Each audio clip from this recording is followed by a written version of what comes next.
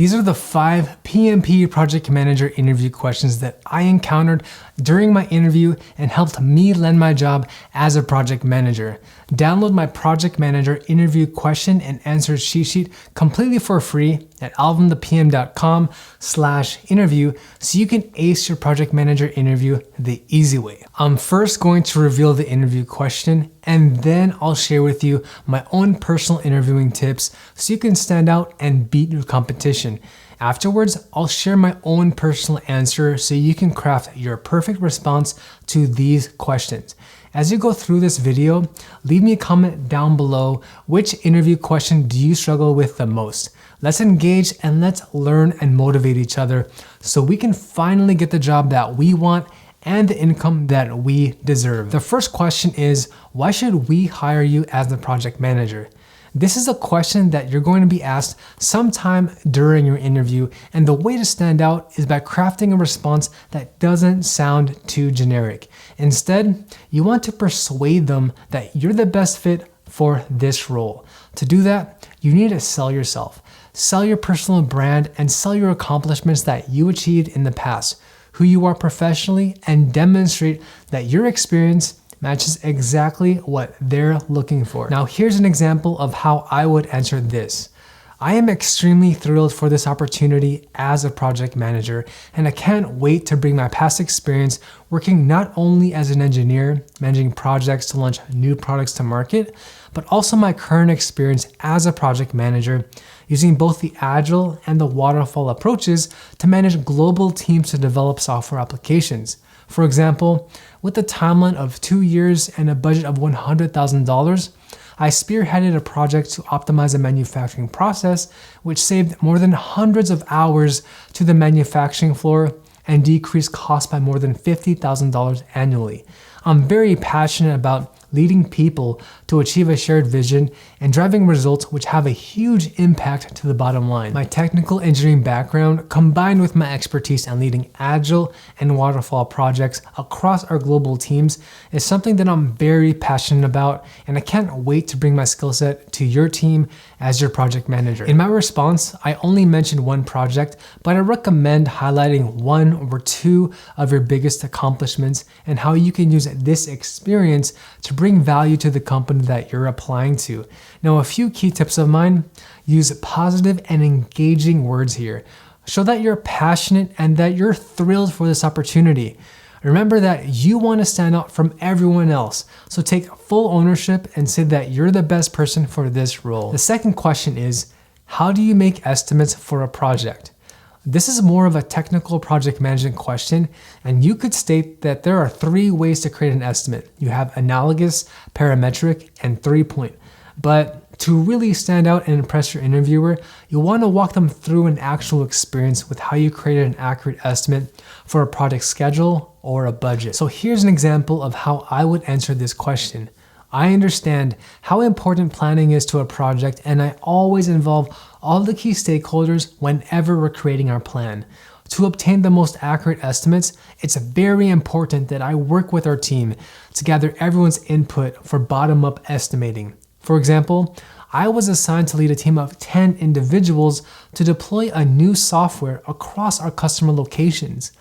To make sure I created accurate estimates, I held in-depth planning sessions with our team to determine the scope, the requirements, and all the tasks that are required to complete the project. I broke these down into deliverables, and I then used the team's input to assign estimates to each work package for their duration and their cost. It's very important to me that as a team, we identify our assumptions and our constraints first, so we have accurate estimates for each work package. From there, I aggregated the estimates of the lower level components to come up with a total estimate for the project schedule and budget. In my answer here, you'll notice that I shared my own experience with how I navigate the team through a planning session to come up with a high-level schedule and a budget estimate. In my answer, you'll also notice that I emphasize working with your team and gathering their input, since they're the subject matter experts. They're the ones who are doing the actual work itself. So remember, you cannot do estimating alone because you need to involve your team members so you have their full commitment and buy-in towards the project. By the way, if you're getting a lot of value out of this video, do me a favor and smash that like button. It truly shows your support and it helps the channel out tremendously so I can make even better videos like this. The next question is, how do you make sure that a project is delivered on time and within budget? When the interviewer asks you this question, they want to get inside your head and understand how do you actually work and how do you think from the mindset of a project manager. Are you someone who just pushes paper and tell people what to do? Or do you actually use a combination of management, leadership, and communication skills to empower and motivate your team so that the project can be delivered successfully? I recommend that you use this question to highlight one of the biggest projects which was the most challenging for you and how you were able to still deliver it on time and within budget. Here's how I would answer this question. Being a project manager is all about communication and empowering your team. I was the project manager leading the manufacturing transfer of a product from one location to another. This project was very challenging because of all the equipment relocations, validations, and training that had to be performed to show product equivalency. The biggest key to our success was establishing our project governance and our communications management plan. From the very beginning, I outlined our team's rules of conduct and expectations inside our team charter.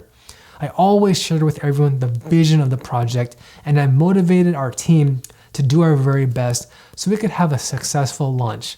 I held daily project huddles with the team to make sure we stayed on track with hitting our key milestones. Incorporating elements of the Agile framework and monitoring our progress in 2-week iterations was extremely helpful for us. In every huddle, we reviewed what we accomplished, what our upcoming action items were, and we identified what roadblocks we were experiencing. For example, if there was a potential risk tied to the procurement of parts, I always made sure to keep track of these using our risk register and following up with mitigation plans.